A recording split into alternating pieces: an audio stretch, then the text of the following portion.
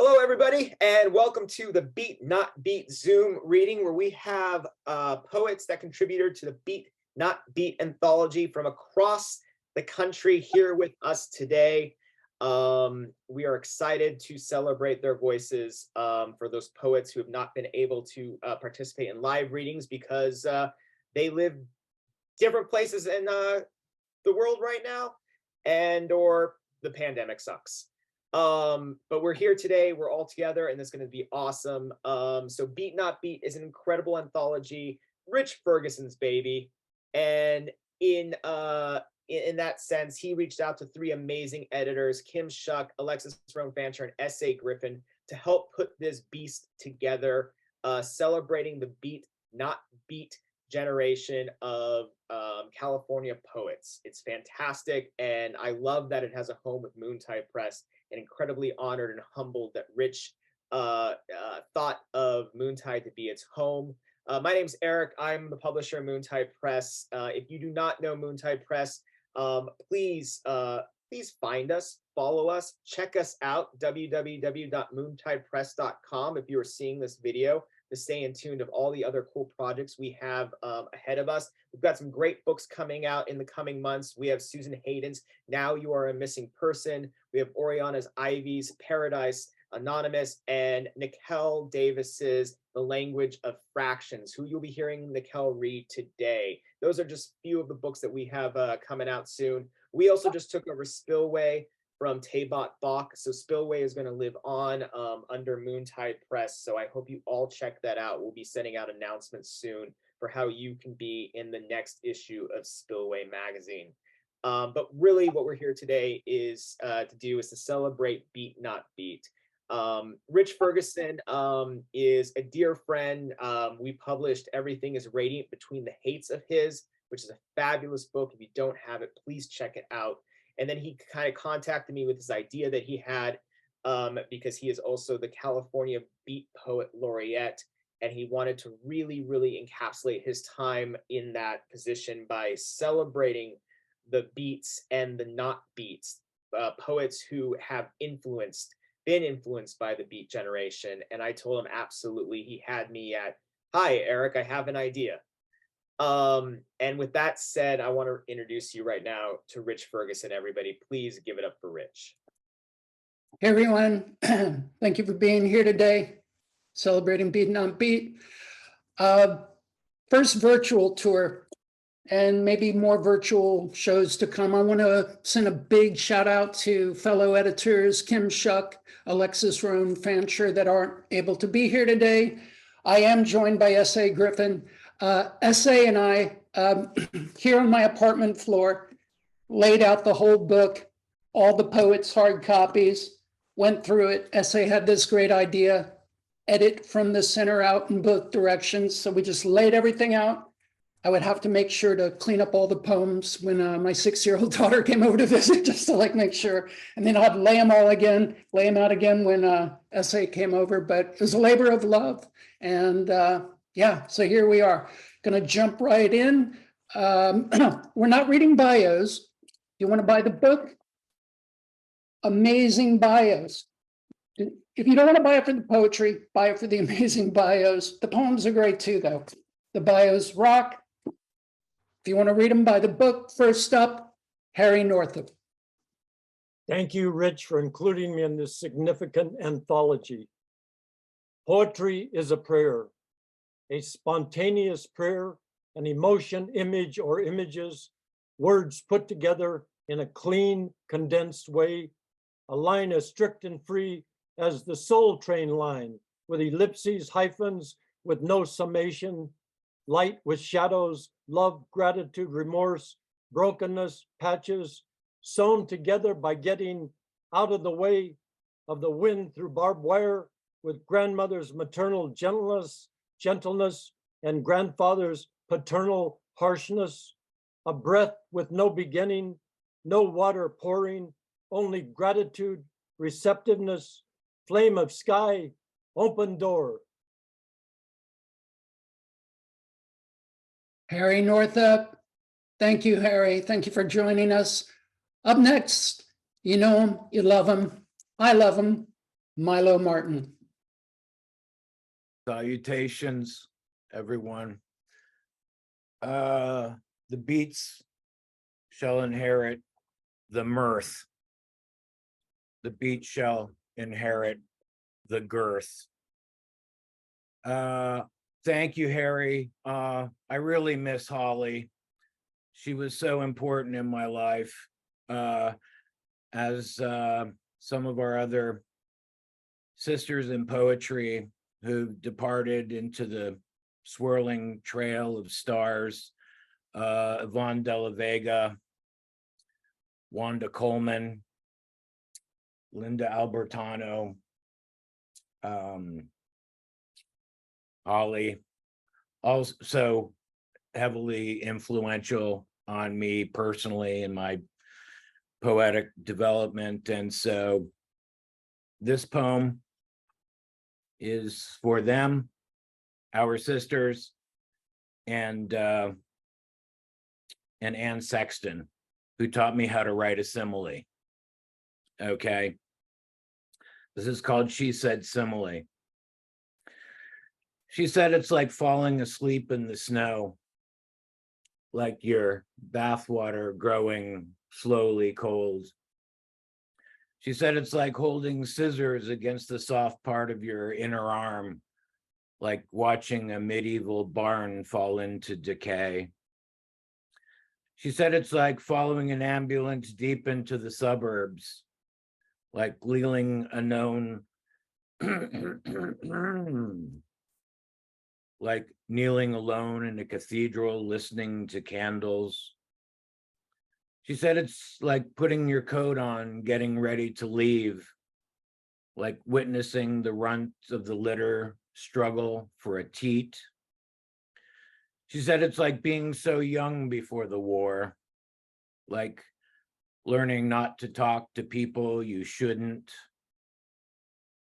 She said it's like combing the hair of a balding man, like coming home to find your goldfish on the floor. She said it's like tripping. She said it's like tripping. She said it's like tripping. She said it's like tripping. She said it's like tripping in a three-legged picnic race, like having to phone information for your own number. She said it's like the dead leaves folding under the mud and the broken glass, like climbing 7 flights of stairs to a soiree gone bad. She said it's like waking up and not knowing where you are sometimes, like not owning a ticket for where you want to go. She said it's like the deer who lost their footing in the forest inferno, like geese blown off course by the merciless winter wind. She said it's like your axle coming unhinged around a tight corner, like singing for your supper to the Ethiopian night. She said it's like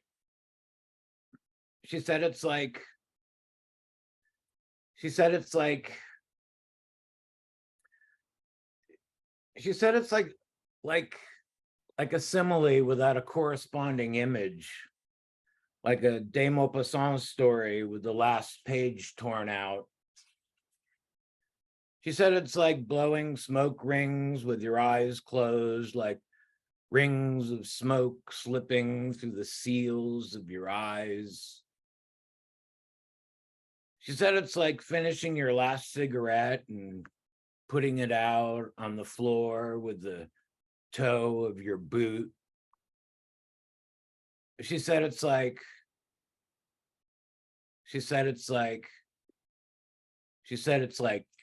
that. Milo Martin. Woo, Milo. Thank you, brother.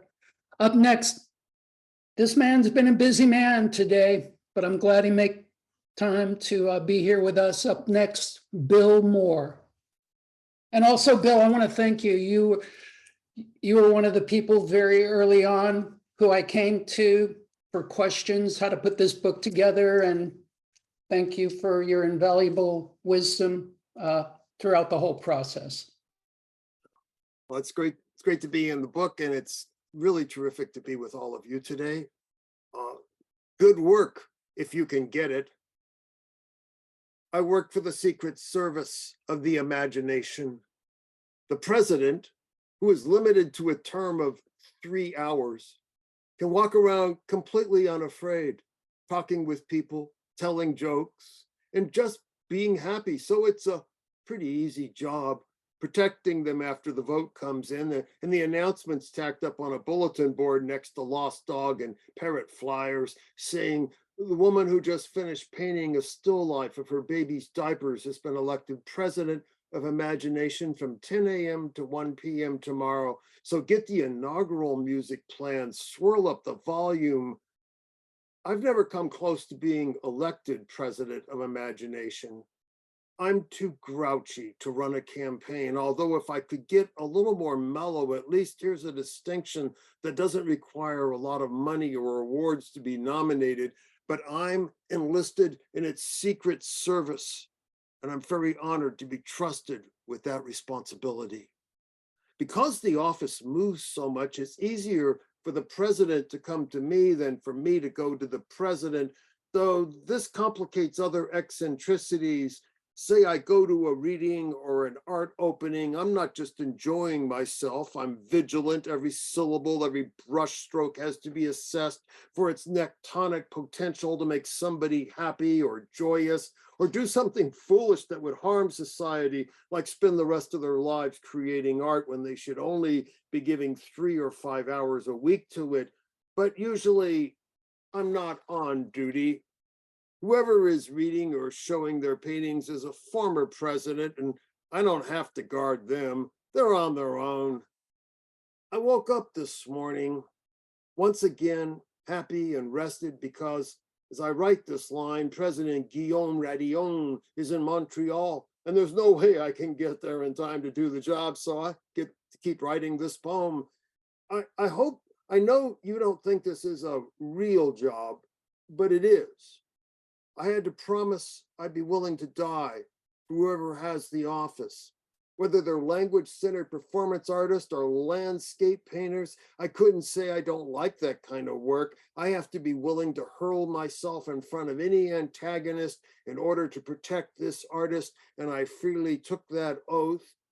But even under duress, I'd never make the same promise for a real president, because I've already gotten shot at too much, and I'm tired of taking the bullet for someone else's greed. I'm tired of taking the bullet of credit card usury. I'm tired of taking a bullet in my small toe. I'm tired of taking a small bullet in my big toe. I'm tired of taking a military budget smirking bullet and the fossil fuel bullet of particulates in my lungs. It's hard to breathe knowing 87-year-old women are floundering in urine-soaked sheets at this very moment, women who worked all their lives and deserve to be massaged every morning with sweet oils, to have the hands of a kind woman rub their shoulders and stroke each finger, but who will not be touched for the rest of their lives because loan sharks in Congress proclaim we only have enough money to murder and imprison young men. I'm tired of taking the bullet of circular grief and remorseless knowledge. Bill Mohr. Thank you, Bill. As Eric said earlier, oh, okay, all right. Okay. Sorry, I was looking at the chat. As Eric said earlier, Beat Not Beat is a book of California poets. Very blessed to have poets from the Los Angeles area here, but we're also very blessed to have a number of poets in the book from the Bay Area. One of those Bay Area heavyweights, I love him. He's also heading up the Beast Crawl right now up in the Bay Area, Paul Corman Roberts. Give it up, Paul. Heavyweight's a strong word for a guy who never has a day off, it feels like. But thank you so much. Thank you, Eric. Thank you, Moontide. Honored to be here. Truly an honor and a privilege to be in this room. I'm gobsmacked. This is the explanation of pretty much everything. And still I can't help but think you contain not multitudes, nor even all worlds, but all the galaxies, all the universes, all the meta universes, all the ultra universes. You manifest the spiral, not a cycle, but a vector, an echo in every medium we have ever experienced. And this is not motion so much as it is frequency, bits and pieces of you cramming yourself out of and into the perceptible there. And it is there between the Scylla of your wavelength and the Charybdis of your antimatters. That is where all the philosophers and shaman and alchemists and visionaries and poets rend their hearts and dash their minds against the impossibly dense contradiction of existence. I imagine it cannot be easy cycling in and out of all the dimensions relative to your journey, but I want to be among the first from my dank cubbyhole to thank you for all of the hard work that you are forever birthing these armadas of Prince Caspians, forever sailing towards the gravitational barriers where oceans of poppies and posies inevitably smother our brave, lonely vessels in pollen and nectar, never to return. And still around and around we go, little foundations of you who we have surely shared with Hypatia, with Christ, with Buddha, with Krishna, with Eanana, with the first opposed thumb primate to discover the practical value of murder. It is you whom all of us share. And so here's to once more your long night's journey into day, preoccupied as you remain, eddying in the fringe cul-de-sacs on the edge of town, on the perimeter of a campfire where cold and dark things reflect just enough incandescent light to keep you hypnotized, horrified, and everything between, just long enough to keep the rest of us hanging around, which goes a long way toward understanding the explanation of pretty much everything. Thank you. Paul Corman Roberts. Ooh. Hey, Marc Olmstead, is Suzi there with you? Yes, she is. All right, well, she's up next. How about that? How So, about that? All right, Let's give it up for Suzi, Kaplan, Olmsted, and then Marc, you can follow right afterwards. All right. Hi, I'm way too comfortable. Because I'm reading from bed.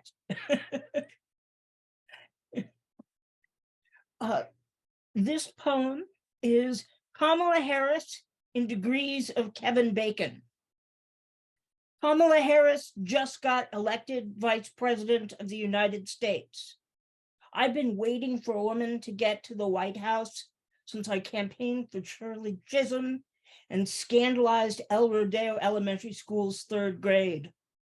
I got to talk to her on the phone once when she was district attorney of San Francisco.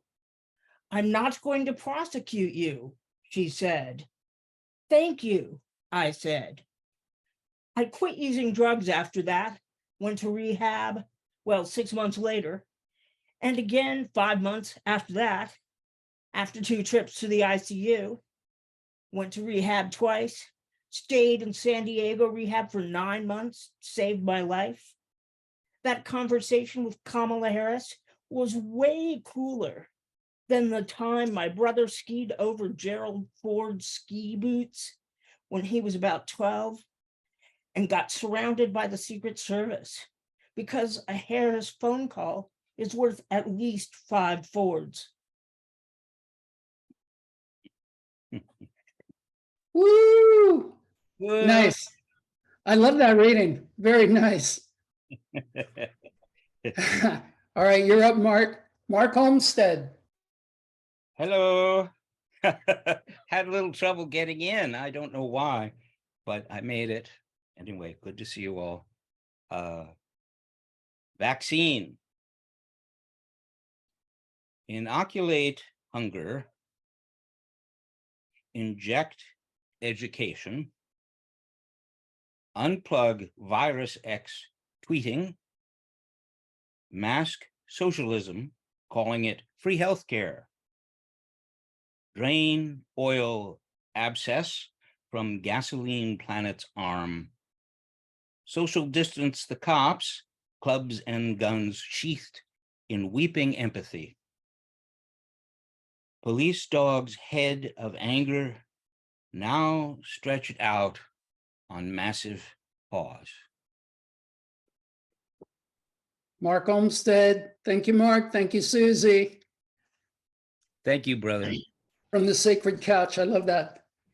Up next, I've been a fan of her and her work for some time now. CLS Sandoval.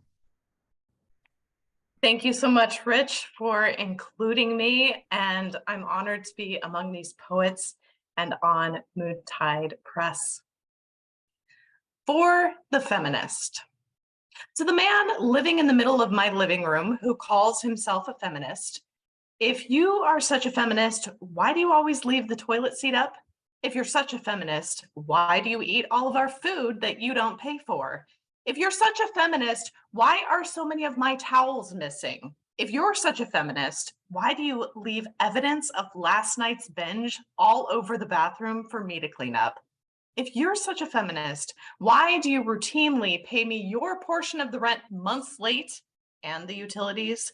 To the man living in the middle of my living room who calls himself a feminist, if you're such a feminist, why do you produce hardcore rap videos?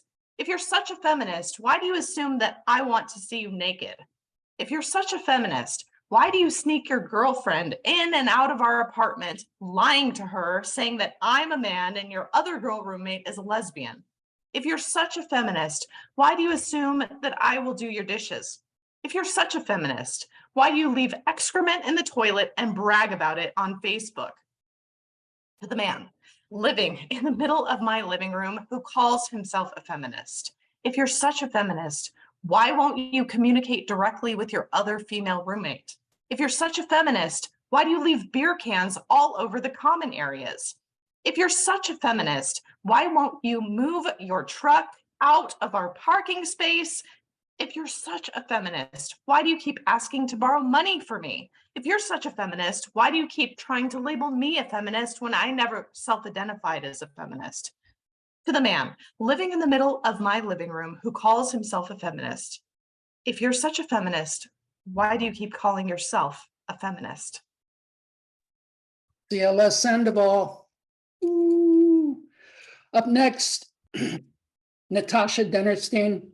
I heard Natasha read this poem at Burden Beckett. It blew me away. I'm so happy Natasha is with us today. Natasha Dennerstein. Thank you, Rich. I had read a lot about the beat poets, and I had read about the idea of automatic writing and writing from the subconscious without editing, etc. And it goes against everything about me. I'm really into form, constraint. So I experimented with it, and I was very surprised with what came out in this sort of stream of consciousness sort of mode.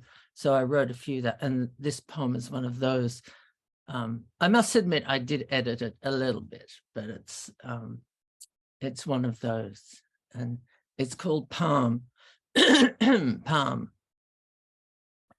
It's very, very frightening in a world gone mad, in a mad, mad world where youngsters have lost the cinema, and the silver screen for a digital screen will scream and scream as the world will end in a digital apocalypse, in an ending that fits like a glove in hand, and top hat and tails have made way for latex micro minis cinched at the waist, and contoured noses and Kardashian asses, plumped with implants and fat transfers from the belly to the butt in the belly of the beast, and his number is 666.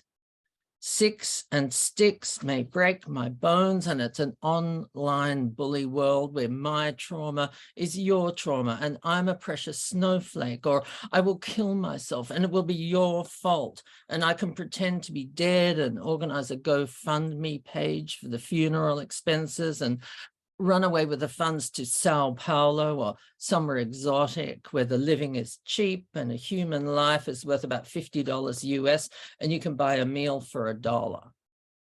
Sex is cheap and plentiful, and you can get fucked nightly by fit young things who lay their beautiful bodies down in tin roof shanties and hang their disco pants on a bamboo rod of their mother's huts when she goes off to the sweatshop to sew for designer labels and makes the $800 blouses till she's blousy and past it at 45.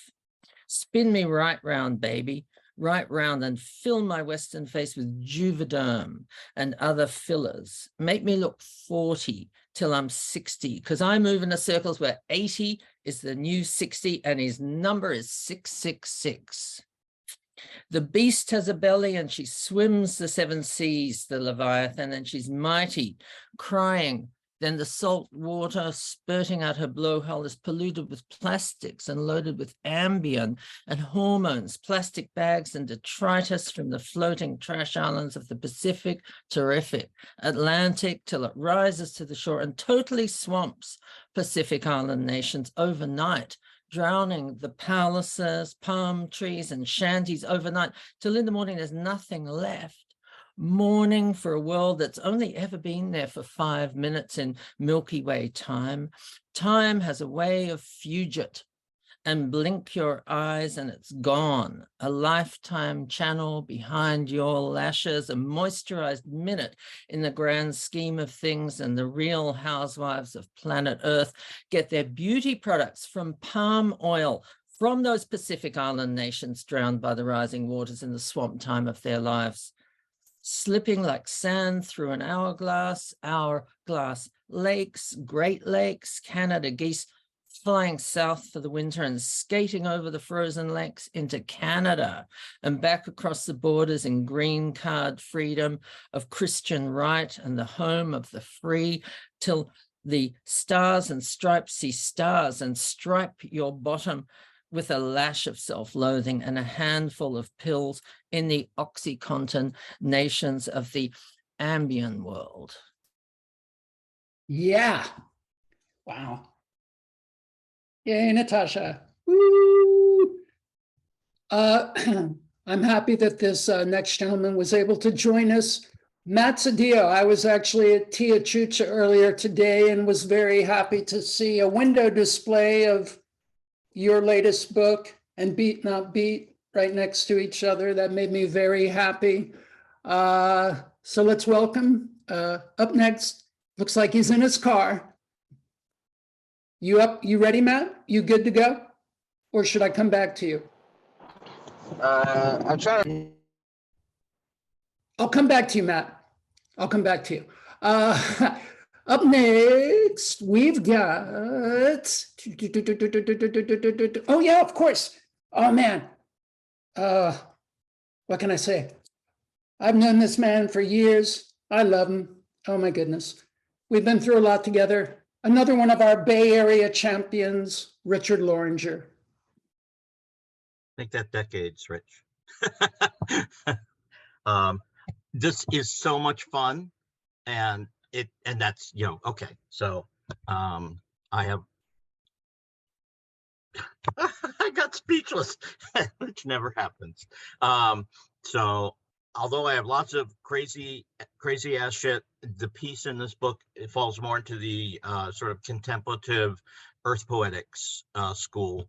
That's all I'll say, except I'll invite you all to close your eyes while I read, if you're so inclined, or not.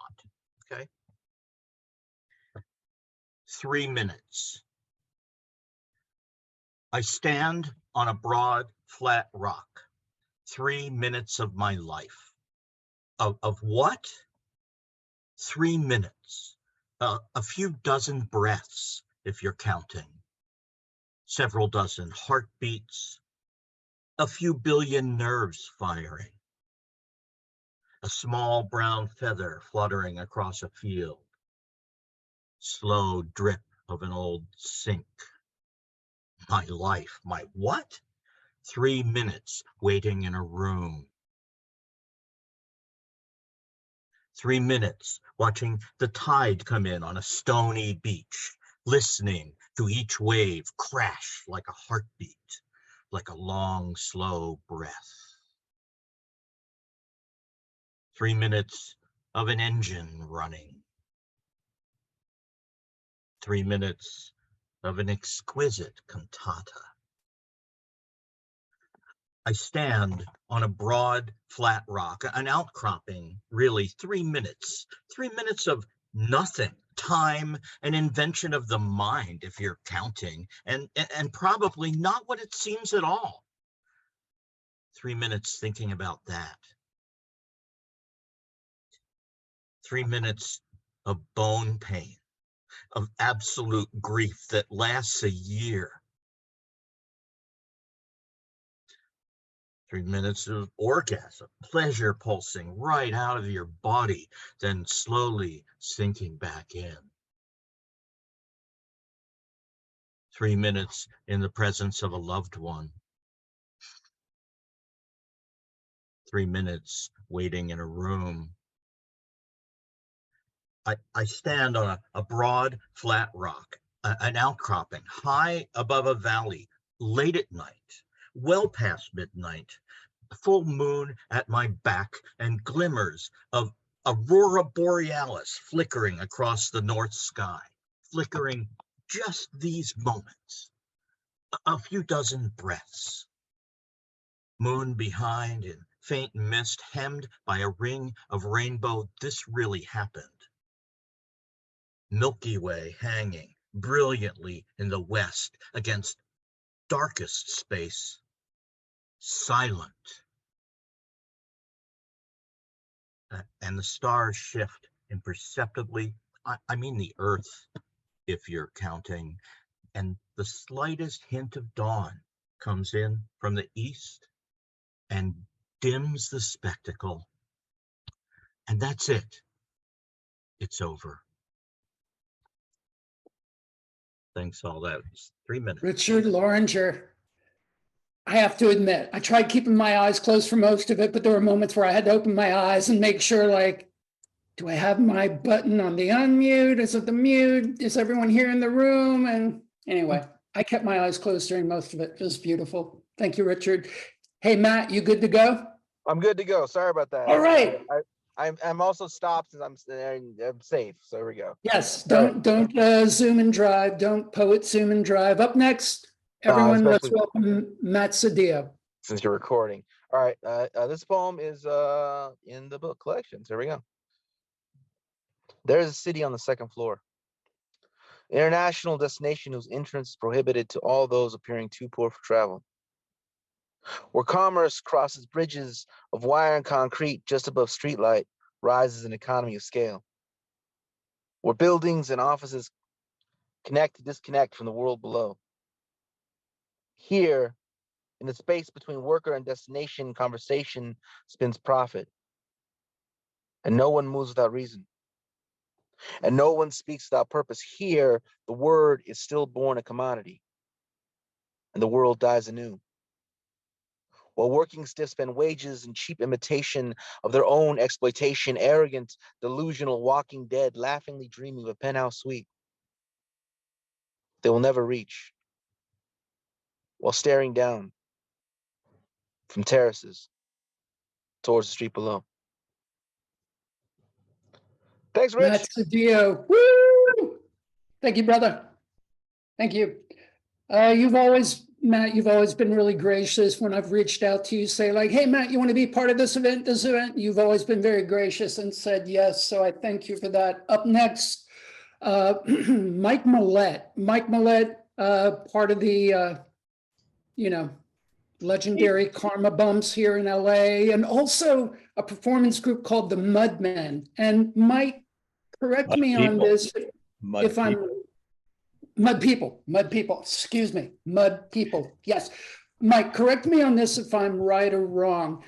There was once a time where I think the Mud People did a trek from like downtown LA, down across LA to the beach or something. And I remembered looking out my window when I lived in Silver Lake and saw you all on your trek across town. Am I imagining that, or did that actually happen at some point?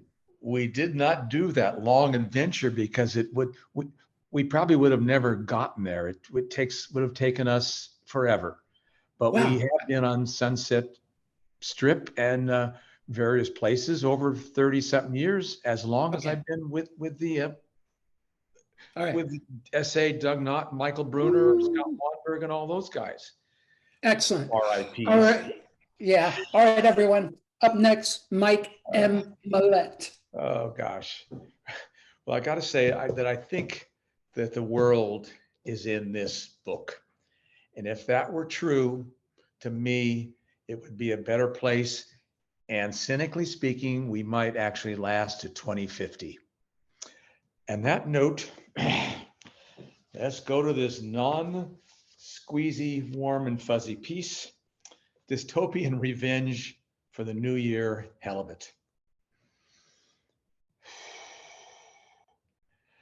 I will not sit in chairs any longer, not eat tomatoes or avocados. I will rub out my interest in sex, music, cats, gardens, and sticks. Lie to my wife, mother, and friends. I will sew my smiles down and shut. Give up breathing and the use of water or wine. Chop off any remaining fingers or toes. Leap off bridges gagged and in handcuffs. Shit on the table. I will accept the role as prisoner, since there is no escaping, no hope, no love, no fun, goddammit. And you know what? Fuck it. Mike M. Mollett. Woo! Thank you, Mike. Thanks, man. Up next, Terry Wolverton. Terry, I'm so happy you're in this book. And I'll tell you, Terry, every time I revisit your poem in the book, it just continues to haunt me more and more. It's really beautiful. And you're a beautiful soul, and everything you do for the writing community. Yeah, let's give it up for Terry Wolverton. Thank you, Rich. I feel so honored to be sharing these pages with all of you. So thank you. This poem is a pantoum, and it's called Transient. I've been driving for hours past nothing. I wonder if I've died and just don't know. Not even birds disrupt the white sky. No radio signal for miles. I wonder if I've died and just don't know. My fingers stiffened on the steering wheel. No radio signal for miles. To what music do the dead listen?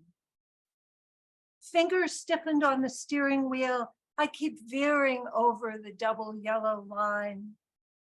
To what music do the dead listen? I have only old songs to sing. I keep veering over the double yellow line. At what point will I fall off the edge?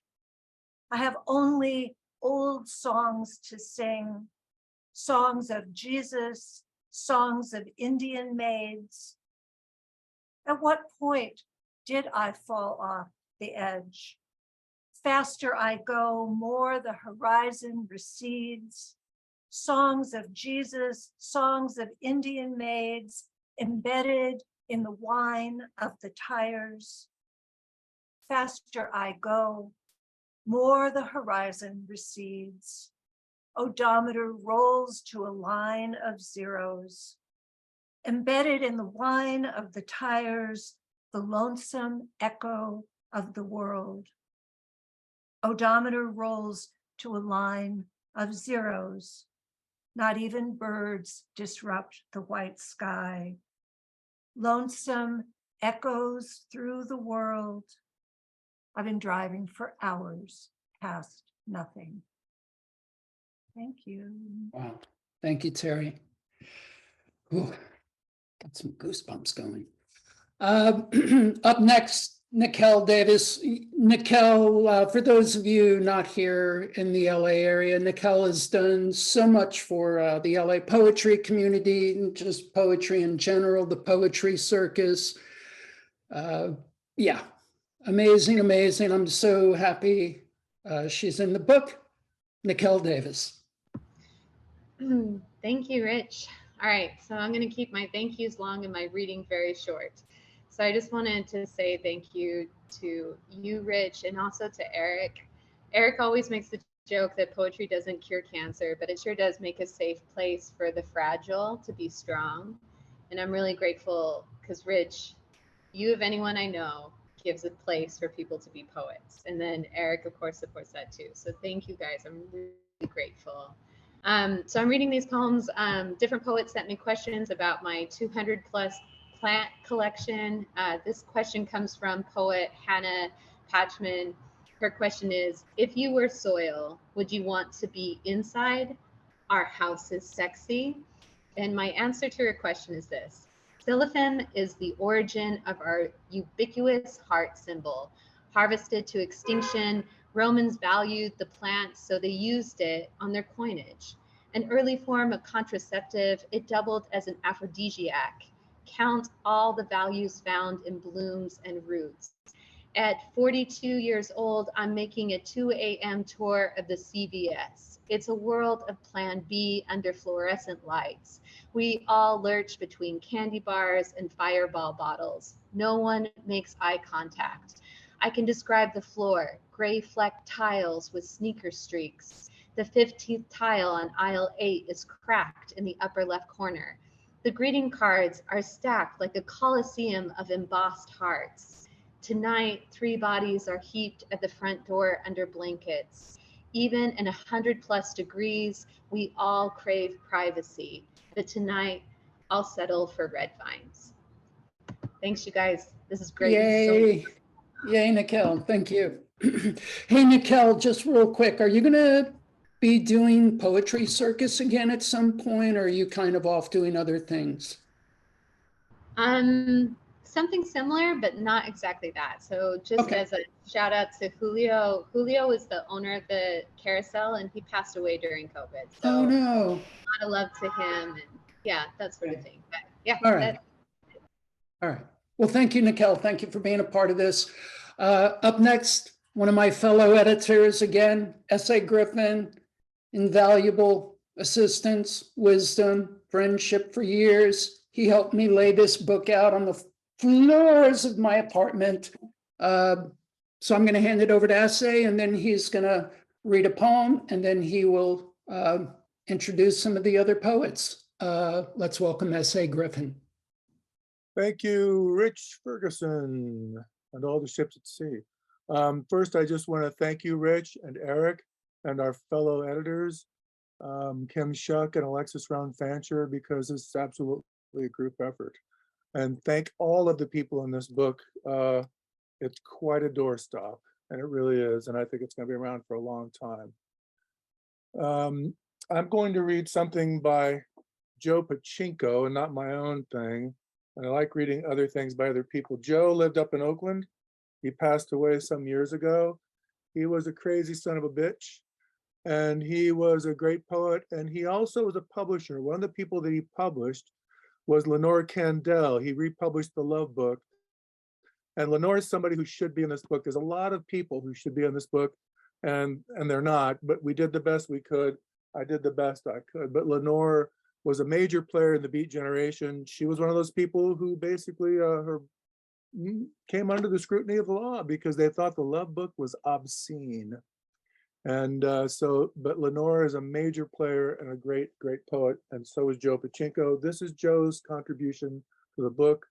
Thank you, Christopher Robin, who is Joe's estate. God is an asshole. In my dream, I had been sent to India. I don't know why. I would talk to people and they would look at me, but they wouldn't respond no matter what I said. A little Indian boy was very mad at me. I don't know why, but when I picked him up and put him on my shoulder, he was happy and forgave me everything, whatever it was. and he led me on a tour, and I could see all the funeral ghats along the Ganges and the temples and the palaces.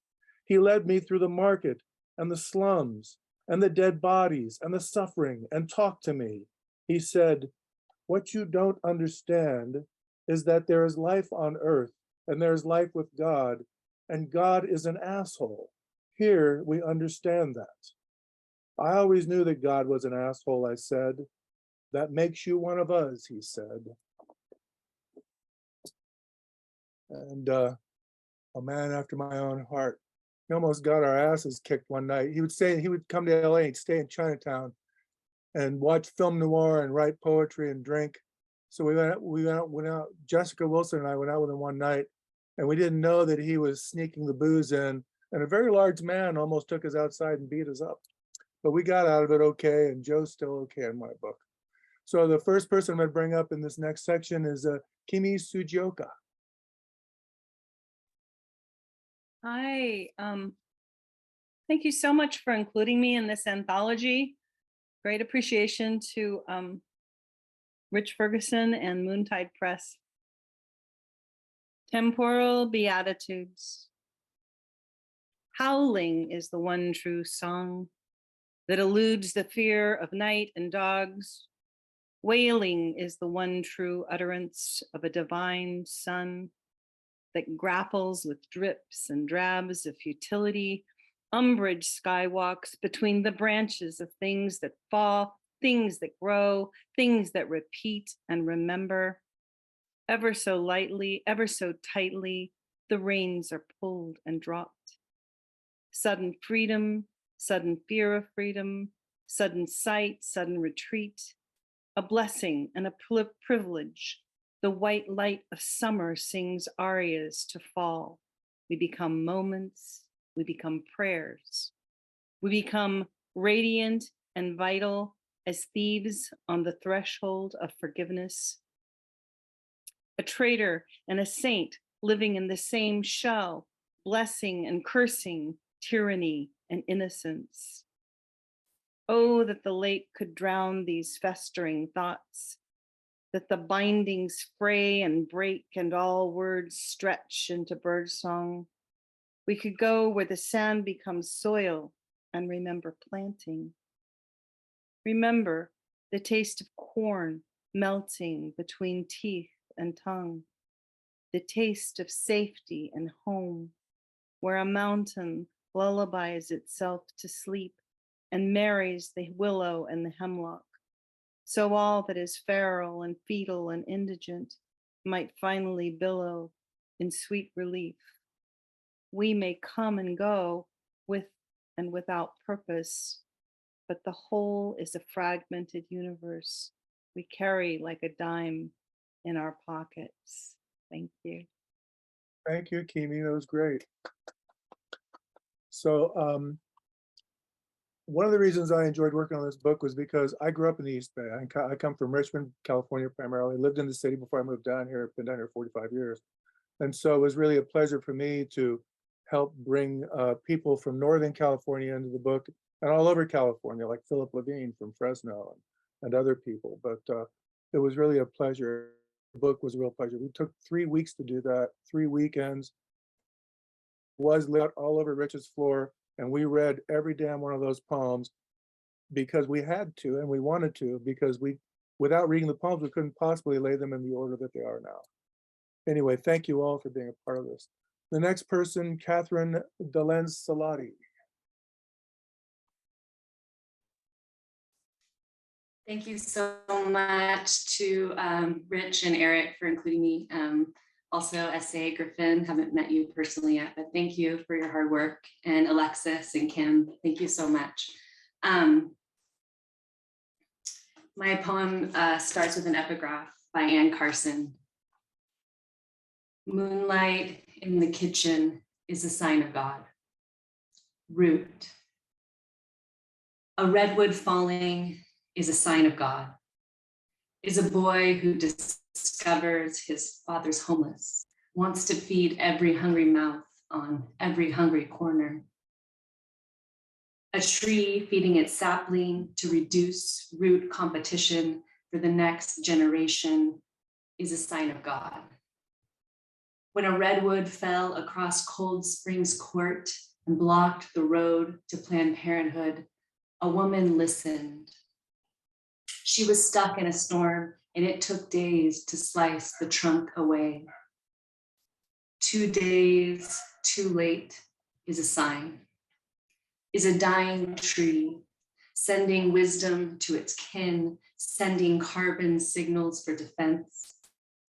The forest, not a tangled mess of competition, but a mother reaching for a star, rooting into darkness is a sign of God.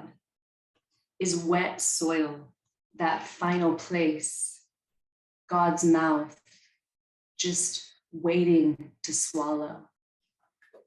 Thank you. Nice follow-up. What's your baby's name? What's your baby's name, Kathryn? Her name's Avalon, and I had her October 15th in this room that we're in right now in the water. Congratulations. Yeah. Yay. Thank you. So, Hey, first hey, meeting S- since I had her. hey, essay, real quick. I just want to say something real quick. We've had a lot of great people supporting Beat Not Beat, and I just kind of wanted to give a shout out to one of them right now. Artadolia has been a huge supporter and sponsor of Beat Not Beat. So Artadolia, check them out online. They do great work. But anyway, thank you, Artadolia, for helping us out. And back to you, essay. Thank you, Rich, and all the ships at sea. Aruni Wijesinghe. I think I did it right. Did I do it right? Yes, you did. Wijesinghe. Thank you for including me in such amazing company. Eric was the first person to hear this poem in his workshop, and you made it okay for me to make other people uncomfortable. When brown bodies make the news, they are extras in a Duran Duran music video, natives included in the shoot to lend local color. This faraway place enters our collective consciousness, and we muse about going there someday to loll on white beaches while saronged boys bring us drinks decorated with hibiscus flowers. When brown bodies make the news, our eyes flit over stories of civil wars and suicide bombers. We can't believe the kind of atrocities that happen over there, far away from sanitized studios where we practice yoga. We press our palms together in co-opted namaste, roll up our mats, feel somehow enlightened. When brown bodies make the news, we think how sad it is to see so many bodies washed up on such beautiful beaches.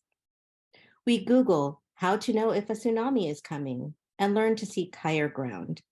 Unlike those poor local fishermen, their huts flattened, their children devoured by the sea.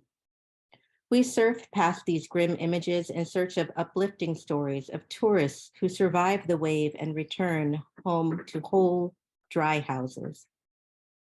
When brown bodies make the news, they are pawns in tragedy, studded with shrapnel. They are anonymous, not related to parents or cousins or communities. We pause to read news stories because the tragedy is on Easter Sunday, a pastel day.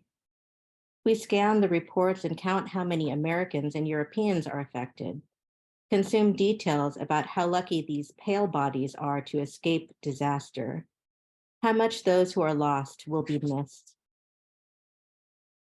When brown bodies make the news, we are just bodies. There are plenty more where we came from. Tomorrow's news will wash us away. Water sluices across a scarred church, rinses away the blood, the vivid of red against brown diluted. Thank you. Thank you very much. That was beautiful. You know, it's overwhelming what's going on in our world today. And one of the things that's beautiful about poetry, people argue that poetry should be this or that. The poem can be whatever it wants to be. But it's beautiful when we can speak out to what's going on in our world and do what we can to change it. Thank you very much. Okay, the next person we have up here is John Brantingham. Thank you so much, and thank you for including me in this anthology. My poem is With Coltrane on the Great Western Divide. Coltrane starts playing in my head as I cross over the falls, coming off Precipice Lake. Up here, too high even for frogs, and no trees, and nothing that moves that I can see for the sea, except for the little saffron spiral bugs who live in this water that fades from clear to blue to green.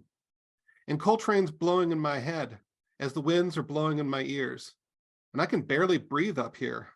My early morning trot up this mountain is down to a plod, and I climb out of the bowl of lake and up the other side to this place called Kaweah Gap, this low spot on the Great Western Divide, and look on one side at the Paternoster Lake that I've just climbed out of, and on the other, down the broad arroyo, down at those little rings of foxtail pines, here and there scattered on a world of brown grass, until they reach into the lodgepole forest, somewhere a mile below me. And then I realize what's been playing through my head all this morning, and Coltrane's there singing to me alone, because I'm the only one in this wide world, except for those little monk bugs dancing to his sax in the water. And he's singing that part of the song, a love supreme, a love supreme, a love supreme, over and over. And he's right. And I know just exactly what he means. Nice. Thank you. That's how we edited the book, just like Coltrane. Start in the center, go everywhere at once. Yeah. The next person, I think the first time I met Chris, didn't you like slam your head against something? I think I threw a chair. Like you did something like that. So I really dig your poems, man. And then you slammed your head or did something. I go, that's really nice. Just Tannahill rocks. Yeah. Anyway, ladies and gentlemen, show your love for Chris Tannahill. Oh, yeah. Thank you. This is a 21st century death poem. How is it we are tempted to ignore love, wonder at the guillotine, its charm, and laugh at it like children, circling around the idea of death as if it were the only thing worth orbiting? Did you finally become so tired of the hangman's line, of Othello's final hold, or was it laziness, my dear? Did you see it in your mind one day cutting roses? The cure for French aristocracy, that machine which leaves no angel room to move. Dying is so different from anything we've ever done, yet I'd like to think I've had some practice, for I'd lit it all up with the motels and the matches, burned myself down, but my life is the specter that still stands menacingly upright through every song of exile, driven by some mighty line of sunlight up, with each horror after another slaved into the rarefied air of cathedrals and pyramids up. I mean, believe me, you can't get out of here unless you got a 6th or 7th gear, like James Dean at an intersection. But I'm done living inside the light of eyes that go out, or of a vision that changes with the blackout and will not yield her real name. I mean, as your tears have hooks, there's a galaxy chandelier hanging in my soul that hurts. Because this is a willed extinction, a zero gravity fire in every direction, tracking in the black, divine savagery, Shiva dancing a Delphic swerve to the left, a ghost in the road, and I cannot turn around. I am what I have lost, and at times so buried by the very air. Once this darkness becomes what the living light should kiss, or when my demons wake using the names of saints and like sleep take us where we cannot. Such a foreign flower of so much power with me in the slaughterhouse waltz, like an argument won from silence. This is not something you can hold off with the pistol gripped crucifix. It is a love that comes down upon us anyway. Thank you. Nice. What was the name of the group? You, Rich, Marco, and Center of a Dead Star. That's it. Who was in that? It was you, Rich, Milo. Who else? And Jerry the Priest. Mary the Priest, exactly. Who has a new record out. So anyway, thanks, Chris. It's really great to see you and good to hear you too, man. Thank you, sir. Chris Tannahill rocks. Been a few moments, as witnessed by the white hair that I still have left. You can hardly see. Next person I'm bringing up is a man, a multifaceted individual with a mind that won't stop, a heart that won't stop, and words that are absolutely unstoppable. Show your love for Nelson Gary. Thank you very much, Essay and Rich and Moontide Press. You know, I'm really grateful to be here at the moment and grateful to be in the book and included in beat and post beat among beat and post beat writers. I've thought about it being included in this book and with beat and post beat writers, and I think I do belong. And if beat and post beat writers were a deck of cards, I'd probably be the Joker. So thanks for bringing me into the game. Shot. The house emptied of all presences, but mine not grilled by sunbeams to answer this night. Rays held over in memories with their persistence of burn, in visions of autumn leaf flames fallen void of ambulance shame. The overdose on the past has its triggers in the cowardly, predatory coyote yowl near trash cans by curbs filled with dead flowers. The petals frosted by uneaten birthday cake. Older, I don't wait for the voice to transform my tongue into a whip that rewinds the tape into a street of scars, which scorch the stars. In this empty house, I don't raise my voice to the solar past to return as present blasted from a shotgun. I have never wanted children. One grin slitting the throat of the cosmos is enough. Thank you. Trying to get myself unmuted. There we go. Thanks, Talk man. about great last lines. Great last line there, Nelson. Thank you, Rich. Don't make it your last. So the next person I want to bring up has really become one of my best friends, and I'm so grateful to be on the road with him. And I've got to give Richard some props here. He really helped me with this book. He, Tate Swindell, Sohail Dahi. I know I'm missing somebody here, but no, these guys. Richard is. I like to introduce him as he's the smartest guy in the room. Show your love for Richard Modiano.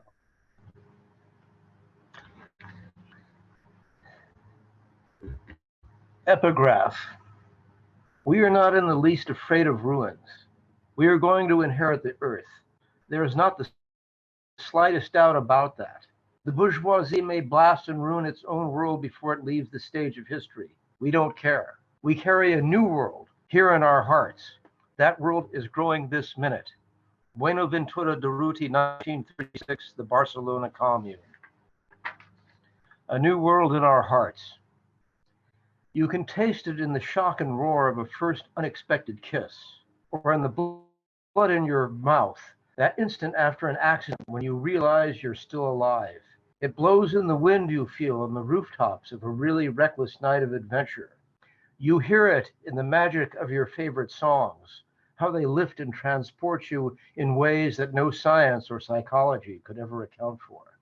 It might be you've seen evidence of it scratched in bathroom walls in a code without a key. Or if you've been able to make out a pale reflection of it in the movies they make to keep us entertained. It's in between the words when we speak of our desires and aspirations, still lurking somewhere here beneath the limitations of being practical and realistic. When poets and revolutionaries stay up until sunrise, racking their brains for the perfect sequence of words or deeds to fill hearts or cities with fire, They are trying to find a hidden entrance to it. When children escape out the window to go wandering late at night, or freedom fighters search for a weakness in government fortifications, they are trying to sneak into it. They know better than us where the doors are hidden. When teenagers vandalize a billboard to provoke an all-night chase with the police, or anarchists interrupt an orderly demonstration to smash the windows of a corporate chain store, they're trying to storm its gates. When you're making love and you discover a new sensation or region of your lover's body, and the two of you feel like explorers discovering a new part of the world on a par with a desert oasis or the coast of an unknown continent, as if you were the first to reach the North Pole or the moon, you are charting its frontiers. It's not a safer place than this one. On the contrary, it is the sensation of danger that brings us back to life. The feeling that for once, for one moment, that seems to eclipse the past and future, there is something real at stake. Maybe you've stumbled into it by accident, once amazed at what you found. The old world splintered behind and inside you, and no physicians or metaphysicians could put it back together again. Everything before became trivial, irrelevant, ridiculous, as the horizons suddenly telescoped out around you and undreamt of new paths offered themselves. And perhaps you swore that you would never return, that you would live out the rest of your life electrified by that urgency, in the thrill of discovery and transformation. But return you did. Common sense dictates this, and that this world can only be experienced temporarily, that it is just the shock of transition and no more. But the myths we share around our fires tell a different story. We hear of women and men who stayed there for weeks, years, who never returned, who lived and died as heroes there.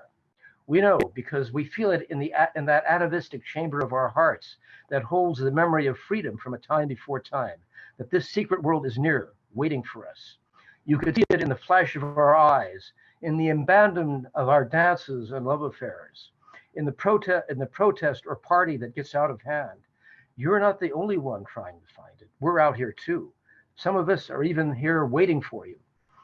And you should know that anything you've ever done or considered doing to get there is not crazy, beautiful, noble, necessary. Revolution is simply the idea we could enter that secret world and never return, or better, that we could burn away this one to reveal the one beneath entirely. Thanks, Richard. Yeah. Richard, the former director of Oak, a heavyweight if there ever was one. And if you're lucky enough to be in his presence, an encyclopedia of many things, but especially beat knowledge. Like I said, the person I forgot to mention was Brian Hassett up in Canada. Any one of these guys, Sohail Dahi, Tate Swindell, Brian Hassett, Richard Modiano, each one of these guys could teach university level courses in beat and beyond. And I'm so glad that I know Richard, you're my friend, and all of them my friends. The next person to bring up is the publisher of the book. And Eric, I'm so glad that you're publishing Susan's first book, Susan Hayden's first book. She's long overdue, and I know she's thrilled. And the cover is amazing. She said that she picked that up recently. But could you do me a favor? Could you talk a little bit about your participation with Moontide, because you didn't start out as the publisher of Moontide? Right. Yeah. No, you're absolutely right. So I was an author of Moontide Press. They published my first collection, What We Ache For, in 2010, and I was so incredibly grateful to them how they gave not only me, but they gave other authors a shot who get overlooked by larger presses. And you mentioned about Susan, long overdue for a book coming out. So, I mean, that's what I'm about. That's why I took over the press and why I wanted to continue it, is to give poets, who would be overlooked by much larger presses an opportunity to have their book out. And that's exactly what I wanted to do. So it's about paying it forward. And, when Michael Miller, the original publisher, wanted to pass the press down, I raised my hand first and foremost. It's I want to continue this tradition. And I've been so grateful to be able to publish such amazing authors' first collections like Kathryn de Lancelotti's Impossible Thirst, such an amazing collection, Aruni Wijesinghe's To Revere Place, like, and now Susan Hayden's Now You Are a Missing Person, which, yeah, the cover looks incredible. It's seriously, like, I have the proof in my hand right now. I'm looking over it. It's just gorgeous.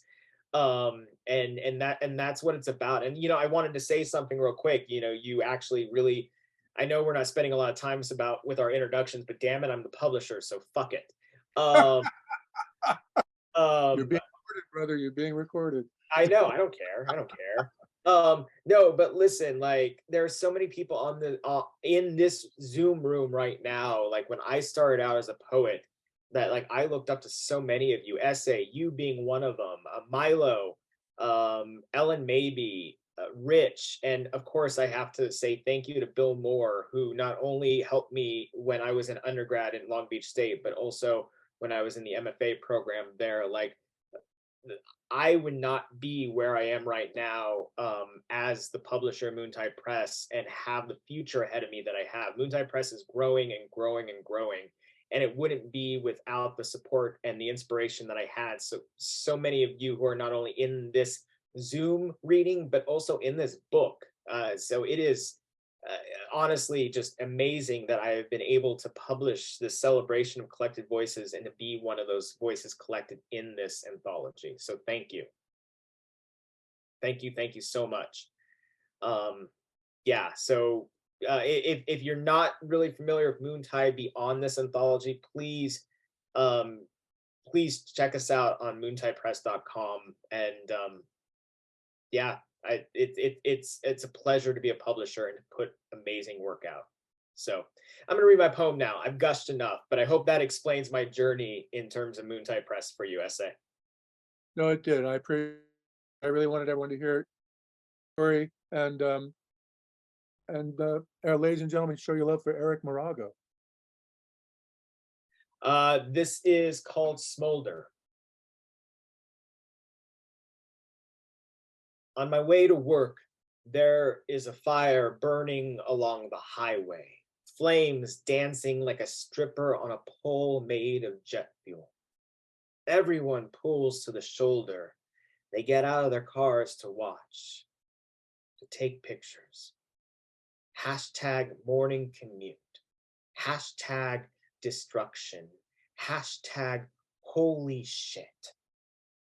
The blaze draws their wonder, as though Prometheus himself came down, rubbed the two sticks together, as if they never saw a thing burn before. But I used to scorch, used to feel my heart swell so red, I thought a devil lived in my chest, spiking my poetry like punch at prom. I'd combust into such protest, people used to stop, gather and share their stories of ghosts around my glow, and I burned to bring light to their dark. That was before a mortgage. Now I make a manager's salary, not a writer's singe, suffer a commute 5 days a week, and find glaciers forming under ribs that once framed a furnace.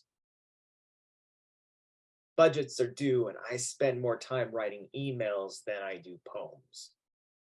Later, the news reports on the fire, how it was started by a homeless man trying to cook his dinner. I hear this and I envy him. His hunger, his need to survive, to spark flint to feast despite risk of smolder and ash.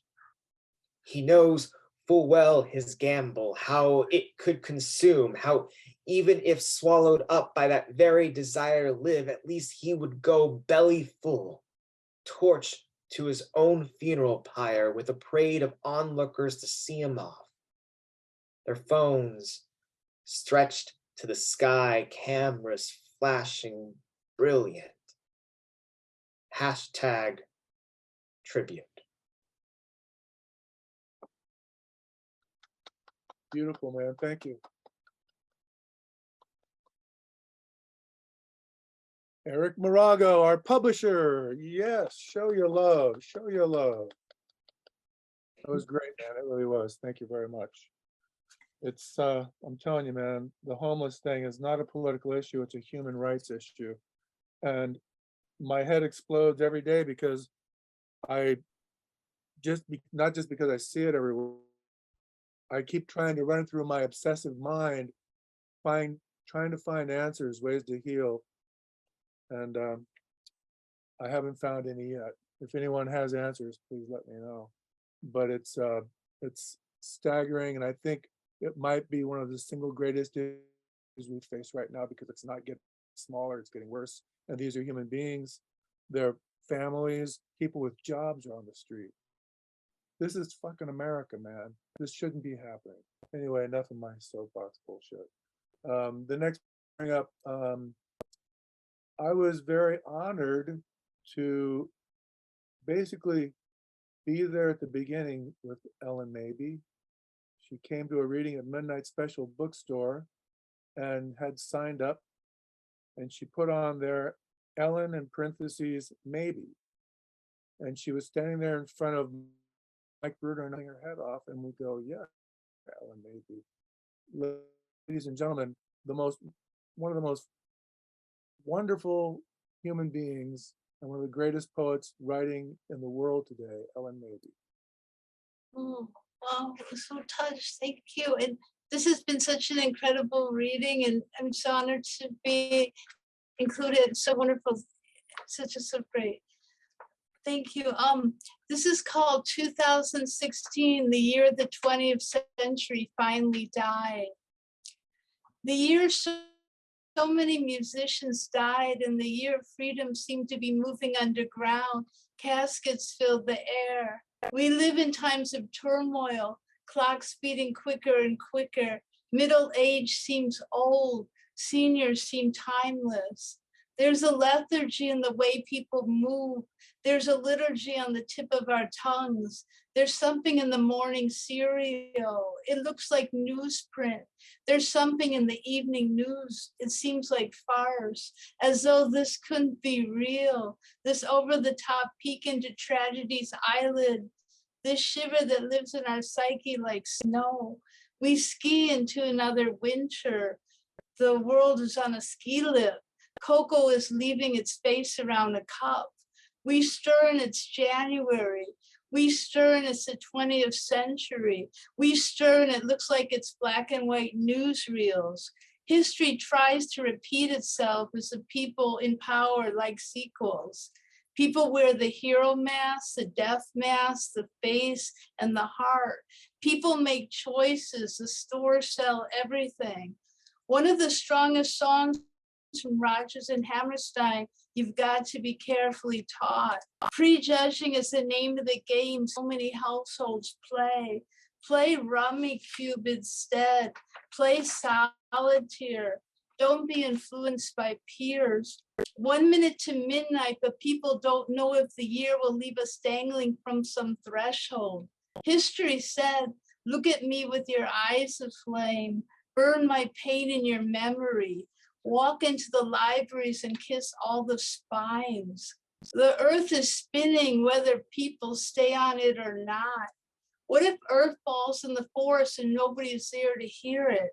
The last person on earth will carry a pencil. That is why earth has survived this long. Thank you. Woo! Thank you, Ellyn. Thank you, Rich. Thank you, Eric. Thank you, everybody. And I'm sure Rich. Yeah. Words. You know, I just want to say too, I'm so glad to be a part of this with Moontide Press, because as you probably remember, Eric, I was involved with Michael Miller with that anthology of Southern California poets some years ago. So this is kind of cool for me to be involved all over again. But thank you very much, Eric. And yeah. Thank you for allowing me to be a part of this. I'm very honored. Thank you. Heck yes. Thank you. We made it. SA and I were wondering, we were looking at all the poets, if we would like be able to get everyone into the allotted time frame, but we actually did it. Well done to everyone. I want to just kind of let you all know about a couple upcoming events. Saturday, May 20th, our big beat blowout at Beyond Baroque. Gotta love alliteration. So yeah, that's happening. And then Saturday, June 3rd in Long Beach. Got to get out to Long Beach. Page Against the Machine. That's happening. More events to come. Keep looking out on social media. Also, real quick, I want to echo something that S.A. said earlier about Richard Modiano. Richard, thank you so much. Richard, you are another one of those people early on. I would write you and say, hey, Richard, do you know how to get in touch with this person? And you just were always like, boom, boom, boom, boom, boom, helping out and everything. So thank you for your infinite wisdom, love, support of poetry, the community and everything.